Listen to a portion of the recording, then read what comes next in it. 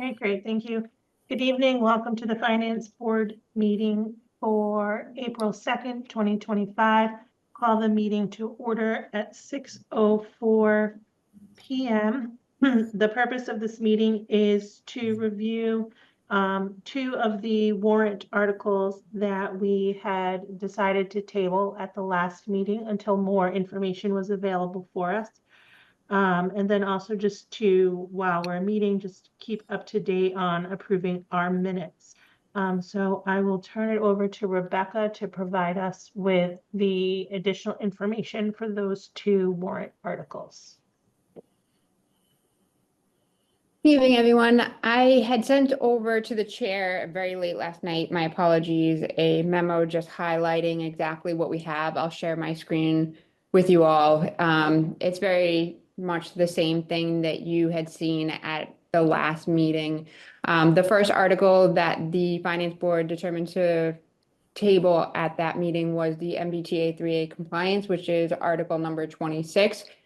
This was heard by the select board and a favorable recommendation was offered, as well as the planning board, who's set to make an official vote at their meeting on April 7th. We had a noticing issue with the meeting for the planning board. So out of an abundance of caution, we want to make sure that we have it correctly listed on the agenda before taking an official vote. But based upon the last meeting that we had prior to this meeting, there were really not many changes that the board was looking to make. So as you'll see, there's about 3 articles that are composed of this particular article, one of which is to identify the district. So you'll see that we're adding a multifamily overlay district. And the second is the text, which is underneath, which is all new. And then the third is the map that includes the boundaries of the overlay that was selected. So again, the language was before you at the last meeting, not much has changed. I think mostly it was a couple of edits in terms of a semicolon, adding additional information about the dwelling, the duplex, the duplex definition in order to identify that we're looking at housing types. I think one of the biggest things that we had talked about with both the select board and the planning board is that when we talk about the housing developments, our big focus is looking at making sure people understand that we're not looking to construct major apartment buildings. So you're not looking at, having an apartment complex, like an Avalon style apartment complex. You're really looking at certain housing types that would be allowed. And the biggest of all of those would be a small multifamily unit that would have 4 to 7 units within one building. So it really does give and fit more so into the characteristics of what we're looking for here in Groveland. And as we discussed and as you've seen, there's the standard zoning dimensional requirements that would be associated with this development as well. And you'll see that the setbacks are very similar to what we have currently, except for the lot size is much smaller.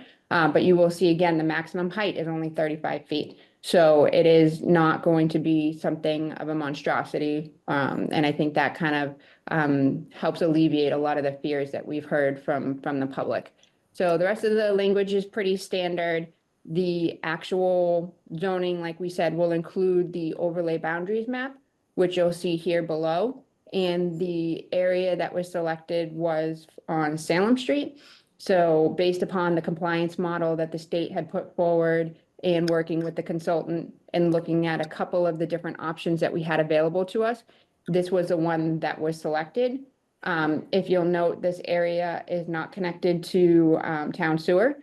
So that was another reason why it was looked upon a little bit more favorably, mostly because we'll have to move forward with septic systems, and septic systems must meet Title V, which eliminate a lot of, which would require more area. So it kind of somewhat restricts the density slightly because of the requirements that you must abide by. Additionally, if you can see, Salem Street actually heads into Haverhill. And so a lot of the concern about the traffic and the impact to that particular area could be offset by traveling in the opposite direction out of the town. And lastly, this particular overlay is developed. There are houses on all of these lots. So it's not likely that there would be development right away. So it would be an overlay district, which would mean that the underlying zoning would still remain in effect. So no one has to do anything, no one has to change anything. If they wanted to, they could, and if they did, they would need to abide by the text of the bylaw that you saw up above, which would allow them to meet those requirements in order to move forward. So that was what was reviewed and put forward by the planning board. Again, they have yet to make an official vote. They plan to do so on Monday, the 7th. The select board have voted favorably on this article. And as I mentioned, there's not much on a text-related matter that would change what you're reviewing here this evening. So that's Article 26, and I'd be happy to answer any additional questions that anyone would have. So Rebecca, all of these properties, as you mentioned, already have housing on them. Are these homeowners notified that the district will be overlaid on their property? Obviously not changing anything, but is there a notice to them? Should someone decide, hey, I want to build a multifamily? No, there's no notification that was given to the particular homeowners because it doesn't require them to do anything. They don't have to change their houses, they don't have to sell their houses, they don't have to do anything. So they're not being required to build or change its zoning. So, and the process was to provide for a public hearing process for hearing the zoning. We did try and do extensive outreach to notify the residents and all of the town what proposed zoning districts were being considered for the overlay. We have tried to do workshops, we have done press releases, we have added interactive mapping on the website. So we did try and provide extensive ways for people to engage with the information and be aware of the issue. And then this small section of the town would meet the requirements of the regulation? So there were other areas that would meet the compliance model, but again, this was the option that was chosen. But I guess I'm not necessarily understanding the question. And just making sure like this, just this small section, if we have this district just on this, whatever it is, dozen parcels. Correct. So it's about 10 acres. So that's the particular area that's looking, and it's only where the overlaid dark green area, that is the area that would have the overlay. Okay. And I think as we discussed at our last meeting, not moving forward with this jeopardizes the ability to be eligible to receive funding from the state through their various grant programs that we do rely on a regular basis when we apply for and receive that money. That's correct. So one of the, I'm just trying to pull up the other spreadsheet I had, my apologies. For the compliance, if we do not comply with the requirements to produce zoning for the MBTA 3A zoning, we would be at risk for potential funding loss. In addition, there could be legal action taken against communities. So we've been working on putting together and assembling a spreadsheet in regards to all of the state funding that we received.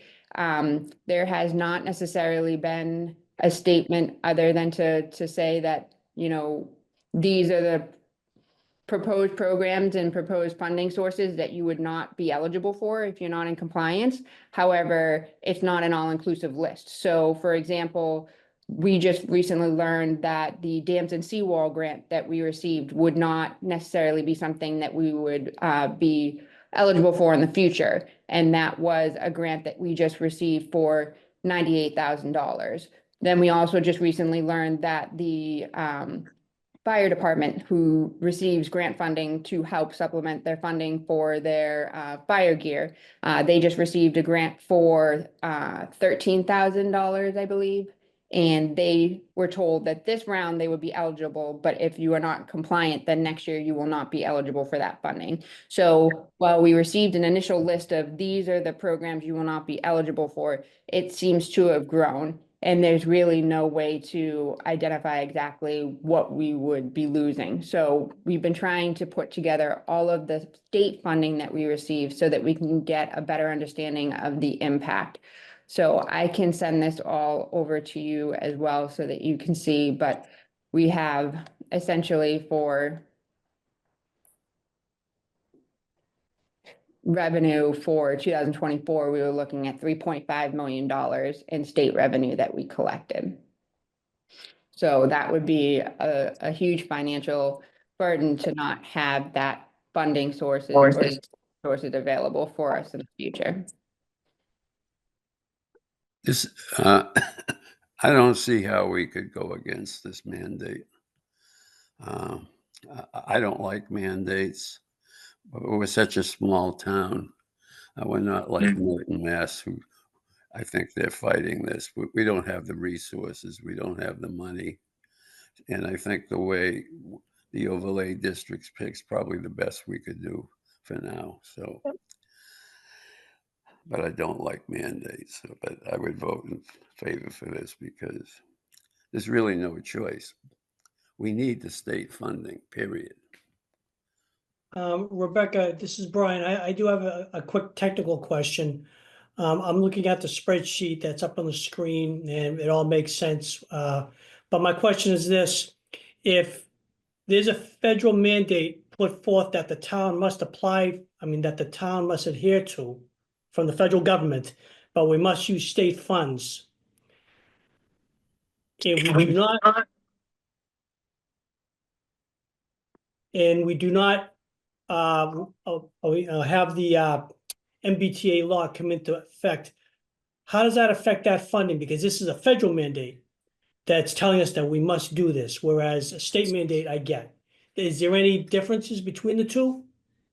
So this is a state mandate. It is not a federal mandate. So this is a state mandate under the Governor Healy's administration. So, well, I guess what I'm asking is if the federal government said that we had to do something, it was a federal mandate, but we had to use state funding to obtain the funds to do that work. And at the same time, we chose not to follow the MBTA 3A law. Can the state still say, no, we don't give you the money, even though it's a federal mandate? So are you specifically asking for like the water treatment facility with the PFAS?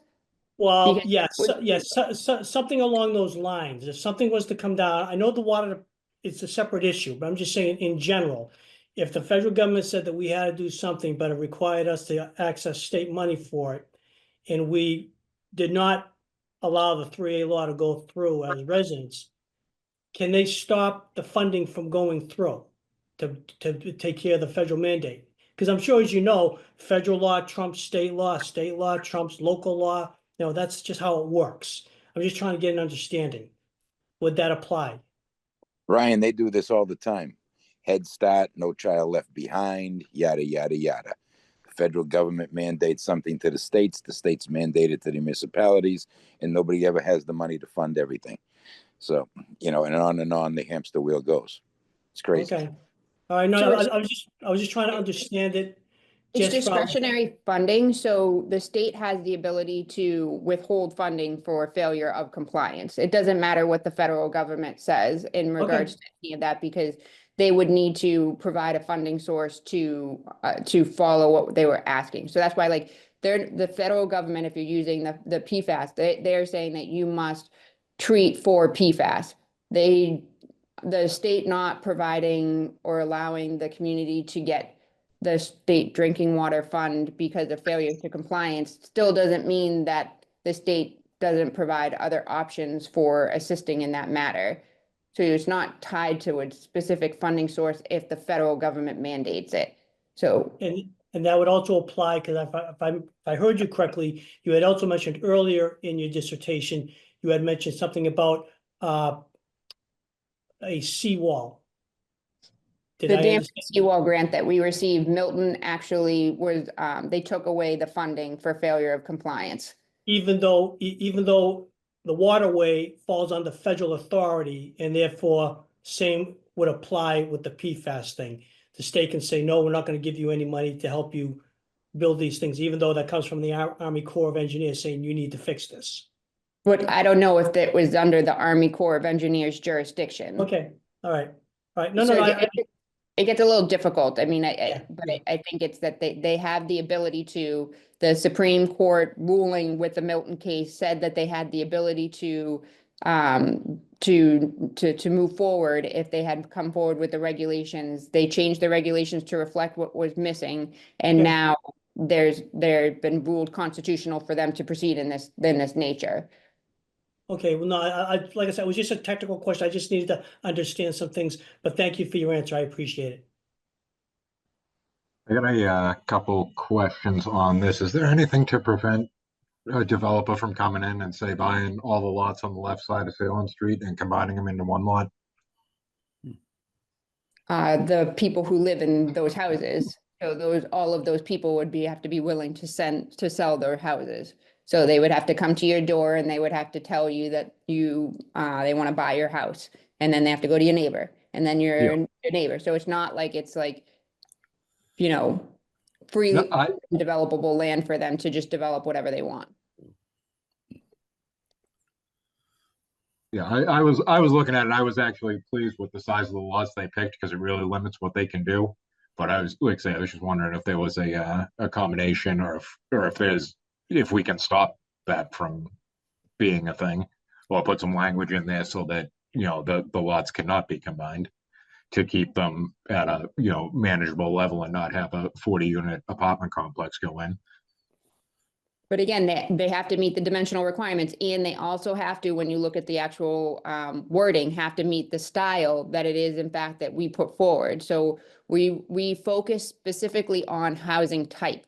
So when you look at the actual wording, you can't do an apartment style complex. You can really only do a small multifamily of up to 4 to 7 units, or a townhouse, or a duplex, or cottage housing, which is a group of small 1 to 1.5 story detached structures. So your housing type is not going to provide for large scale apartment buildings, which is what the planning board tried to focus on. So if in fact there was something to come through, it would be on the smaller scale just because of the housing type in general, let alone the lot size. And I you're see that. Thank you. And you're talking, that's on page 2 of 9 of your document, subsection 6, which says multifamily housing. Is that what you're just explained, Rebecca? Correct. Okay, That's correct. thank you.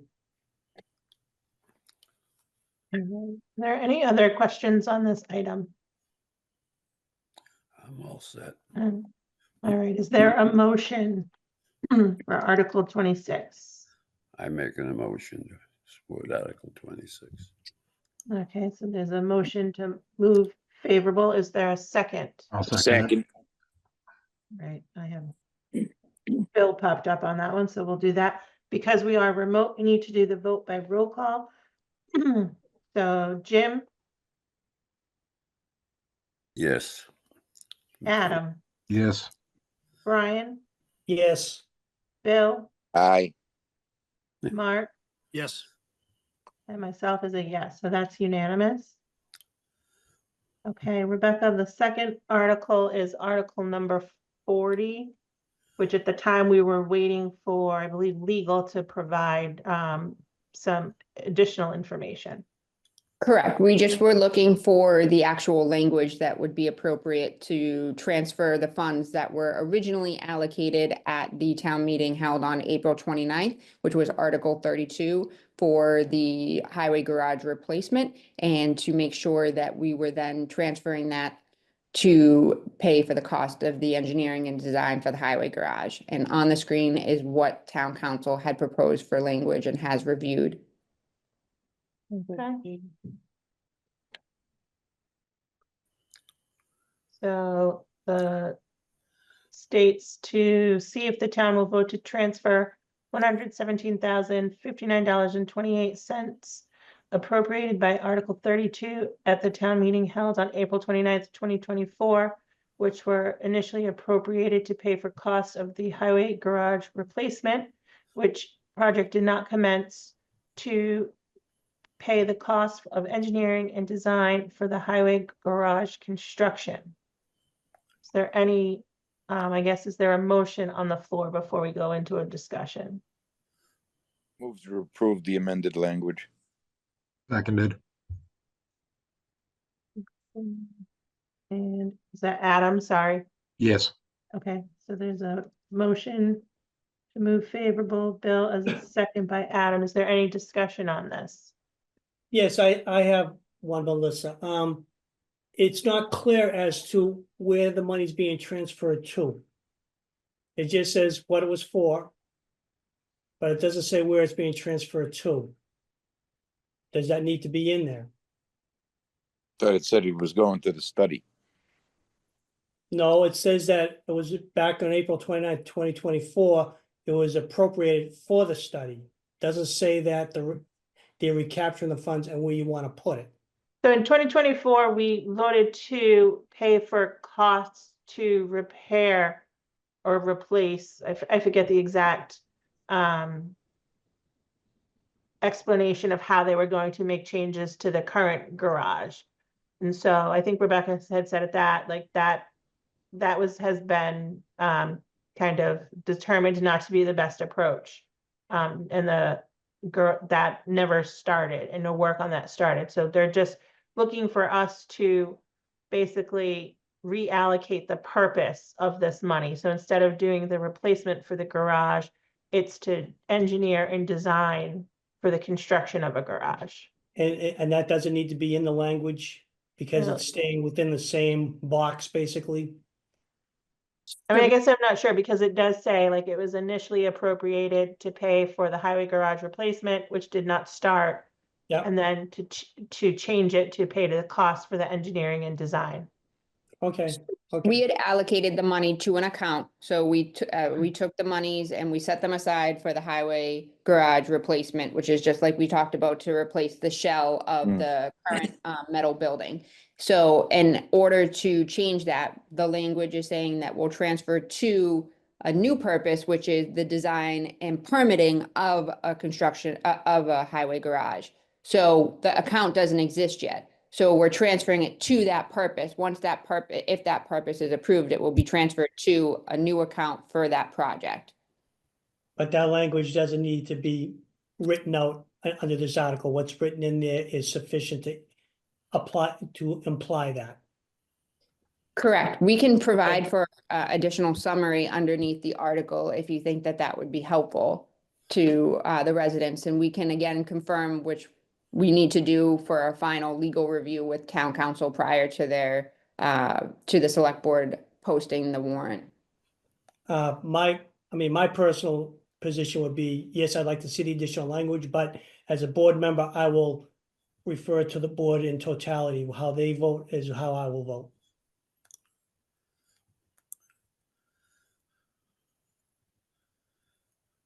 Sounds good to me. Yeah, we've got a motion and a second on the floor, so. Motion is second. Any other discussion? Okay, we'll go through roll call. Jim, Yep. Adam, Yes. Brian, Yes, Bill, Yes. Mark. Even though it's quite a run-on sentence, yes. We didn't know we had an English professor in the group. And then myself is a yes, and that is unanimous. Thank you guys on that. Thank you, Rebecca, for the updates. And then since we were meeting, just to stay on top of our meeting minutes, I had distributed the meeting minutes from our March 17th meeting, which was held jointly with the Board of Selectmen to vote the omnibus budget. So I had distributed those out. Is there a They motion? appear to be in order, and I'll make the motion to approve the minutes as written. All right, there's a Um, first. Is there a second? I'll second it. And I also agree that they all appear to be in order. There's a first and a second. Bill and Mark, you were both I have to abstain. absent from that meeting. Correct. So then as we go through a roll call, Adam, Yes. Brian, Yes, Jim, Yes. and myself is a yes. So 4 yes, 2 abstain. You might want to record that just so you get us on record that we abstained. Yep, I have that. So Bill and Mark will abstain due to their attendance, Absence, not yeah. absence at that meeting. Correct. Okay, Yep. and then Ruth provided the minutes from the March 26th meeting, which was our last meeting to go through all of the votes on the warrant articles. And a couple other small things. I think we just had some other meeting minute approvals. So is there a motion for those? I will make a motion to approve those minutes as submitted. Second, Bill is a second. Is there any discussion on those? Okay, so we will go through and do a roll call. I believe everyone here was also at that meeting. So we have Jim, Yes. Adam, Yes. Brian, yes, Bill, yes, Mark, Yes. myself is a yes, and that is also unanimous. So those are all of the items for the meeting tonight. The next meeting, we generally hold immediately prior to the annual town meeting. Just in case anything comes up at the last minute, we have an opportunity to meet and discuss. And then just do any other housekeeping items we want to stay on top of. Rebecca, I know we also have next Wednesday kind of on hold, so at this time, we have no plan to meet next Wednesday. Does that sound reasonable? Yes, I'm very, very hopeful that on April 7th, we will have a finalized warrant that we will be able to post that week. Then I can share that with the finance board. So unless the finance board has anything to add in terms of the booklet or the packet that they'd like to send out with the town meeting warrant, I don't anticipate there to be a need for a meeting. Okay, perfect. Then the last item is if there's anything not reasonably anticipated at the time of posting, if anyone has anything, I don't. I'm good. nope, Okay, we're all good then. motion to adjourn at 6:13, 6. 6:31. Seconded. Okay, I got a little dyslexia. What do you 6:31. Is there a second? I'll second. I'll second it. want? Don't know anybody to jump at once there. I got Mark on that one for the second. Okay, roll call. Jim, Yes. Adam, Yes. Brian, Yes. Bill, Yes. Mark, Yes. and myself is a yes. Great. Thank you, everyone, for your time. I appreciate it. Thank Have you. a great weekend, folks. Have a good Yep, time. thank you. Everybody have a good weekend. Bye-bye. Bye. Take care, guys. You too.